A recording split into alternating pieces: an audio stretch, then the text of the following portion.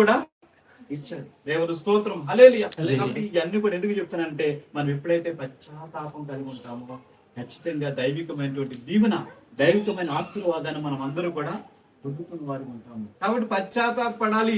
మన జీవితంలో, ఆత్మీయ జీవితంలో మనం వెళ్తున్నప్పుడు ఒక్కొక్కసారి పడిపోతూ ఉంటాం, ఒక్కొక్కసారి జారిపోతూ ఉంటాం. అటువంటి సమయంలో చేసిన తప్పును మనం ఏం చేసి తెలుసుకుని మనం ఏం చేయాలి?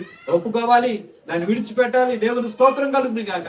దేవుని బిడ్డను కాబట్టి దేవుడు నా నుంచి ఏమైతే కోరుచున్నాడో, ఆయన మహిమకరంగా నేను బ్రతకాలి, ఆయన మహిమకరంగా జీవించాలి, ఆయనకు సాక్షిగా నేను నడవాలి అనే ఒక సత్యాన్ని నేర్చుకోవాలి. రక్షణ పొందిన మనందరి జీవితాలు కూడా మన దేవుడు పరిశుద్ధుడు కనుక మనం కూడా ఎలా ఉండాలని దేవుడు కోరుచున్నాడు. ఆయన